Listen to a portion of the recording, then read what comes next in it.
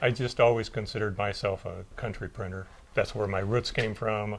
I'm not a fine art printer. I try to do my best work all the time, but I'm not so fussy and finesse that obsess over things too much.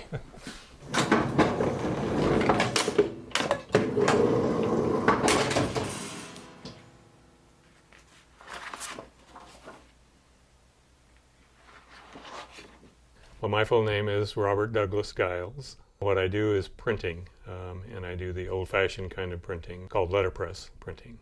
My association with printing goes back quite a ways because I'm a third-generation printer. My grandfather was a printer and my dad was a printer, and so I followed in the family footsteps. Made Dad so proud that it was carrying on to a third generation, and he was always real helpful and wanted to see Bob succeed, and was happy that he was going to be leaving him some clients behind, and he was the nicest man you can ever imagine, which is why Bob's so nice. Dad passed away in 2004, which was only a year after I set this up. That was sad for me because I'd really looked forward to working more, one-on-one with him, but I never really got that opportunity. But he was very proud of what I had accomplished, and died happy, I think. He just loves it out here. I don't know what he would do if he didn't have the print shop. This is his life. His dad lived to be 89 years old and was still printing up within 6 weeks of when he passed away. And it's what kept him alive that whole time, I swear. Probably the same case with Bob. He comes from a long lifeline of people, so it should be around for a while. A lot of the equipment that I have in the shop is from Dad's shop. I have most of the ancillary equipment that would be there in a typical shop in the 50s or 60s and before even. I have 3 printing presses, actually 4 counting a proof press. I have Baby Bear, Mama Bear, and Papa Bear. Basically the same press in different sizes. And then I have the Linotype machine that I use for typesetting. I also have a machine called the Ludlow, which is a machine to make larger display sizes. This Linotype machine over here is one of maybe 3 that are operating in the state of Oregon. And there may be less than 100 in the country. And they're held by mostly people like me who just are diehards and won't let things go and love it and like the sound of it and the feel of it. So to see something like the Linotype machine that's got 3,000 parts in it, and everything in it is mechanically done, and the only thing that's electric on it is the motor that drives it. It's driven by a belt, cams, gears, levers. It's just so different than most people are aware of nowadays because it has its roots so far in the past. What's really sad to me is to see all the things that have been scrapped. Like the Linotype machine is operated and creates its type from little brass pieces of metal, and those little brass pieces of metal are worth $2.50 a pound now. So many of the mats for the Linotype machines, which aren't being manufactured or made anymore, are being sold to the scrap dealer and melted down, and that's sad. But on the other hand, like I said, if there's only 100 Linotypes in the United States, then there's not that much need for it anymore. I can understand why people would do that, but I would never do that.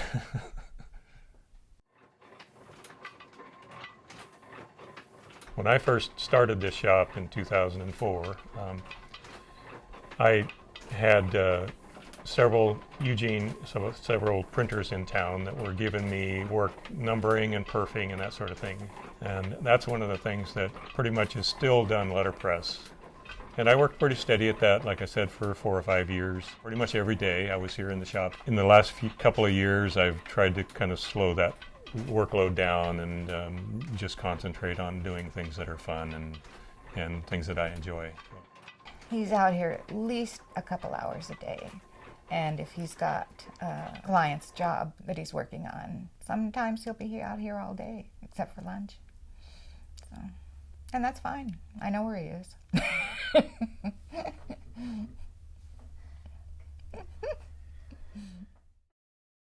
The most interesting thing that I've enjoyed in my own print shop here is my association in this group called the APA.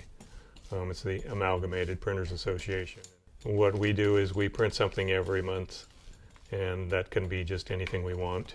It's just a way of sharing our craft with each other and showcasing the kind of work we can do. And I have a wall behind me of stuff that I have contributed to the APA.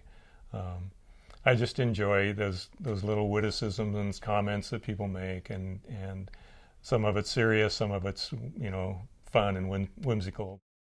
I just find it very fun. It's fun for me. This whole thing used to be just my job. I would just get up in the morning and go to the work and do this as a job, and that wasn't as much fun as it is here in my own shop, doing it. Things I want to do on my own terms and on my own time and that sort of thing. He just knows it inside out, and he was so tickled when he was able to retire and get his own shop and go back to printing the original way. And people ask what kind of a print shop it is. I say, just think Gutenberg. He can come out here and polish type and be happy. And he likes creating his own work and being able to express that in the hot metal printing.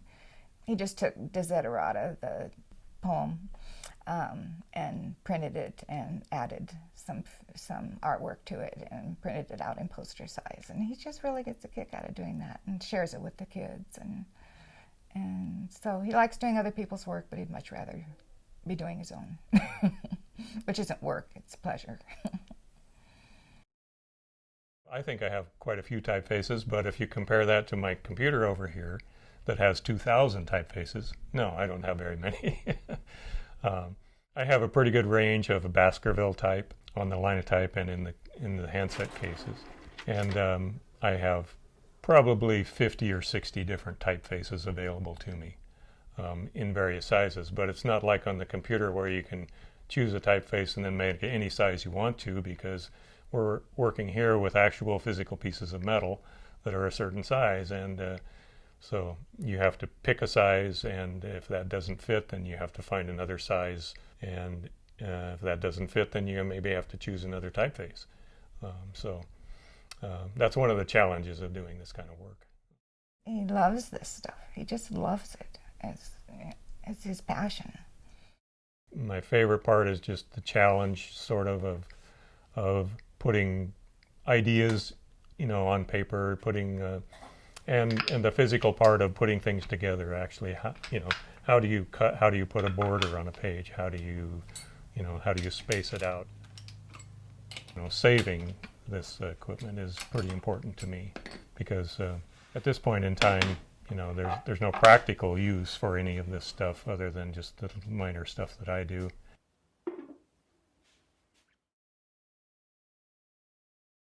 Some of the things that are 100 years old, they're going to break down. So, he spends some time fixing things. And there's one man in the United States that comes around if you make a year appointment with him in advance, he'll come around and fix a machine that you're unable to fix yourself. So I don't know what we'll do when he retires. Printing was a major thing in our lives. And this kind of printing, letterpress printing, started with Gutenberg and went on until 1970. So for almost 500 years, this was the method used to print and to bring humanity and mankind along. I have a little tagline on my business card that says 20th century printing. That's what I do. And not that I'm not part of the 21st century, but my working career and my roots go back to the 20th century. And I just feel comfortable in my shop. I suppose mostly just because I'm familiar with it and know more than other people do about it. My dad's business was BJ Printing, and his name was Bob and his wife was Jerry. So when I named mine, I did the same thing. I was going to go BS. And my wife said no, because BS printing doesn't sound that great. So I changed it to B and S, and then I decided, well, I'll just use the little N. So it's BNS, but it's Bob and Sharon. It confuses some people because it's like B and the S, with the little N in the middle. But everybody reads it, figures it out. I always say I'm the S, and I'm Sharon, the S.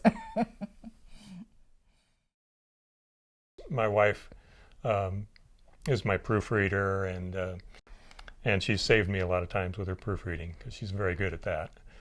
He's not real wild about finding errors in his work, but he's very happy that he finds them before they get to the customer. So he doesn't mind having the proofreading done and requests it.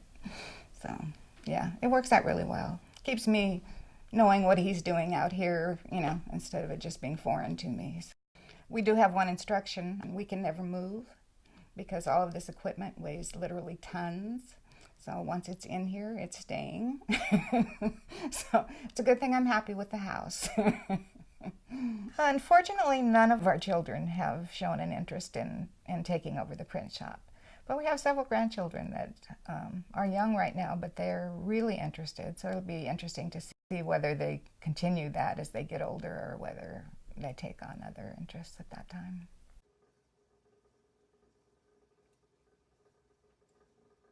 I want somebody to have the shop that will use it the way Bob has, and either for their own pleasure or for an income. This has been a really nice side income for us. We're retired on Social Security, and it's very small. There aren't pensions anymore, so we have very small pensions, and so the extra money that comes in every month from the print shop is kind of handy. It allows us to do some things we wouldn't get to do otherwise. Cast.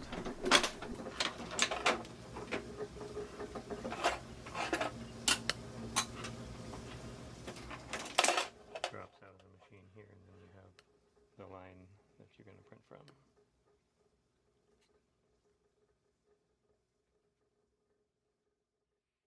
It's more than just a place to come and do some work. It has, I'm surrounded by history here, and it stops. I have to stop and think every once in a while, and be thankful for what I've got here because,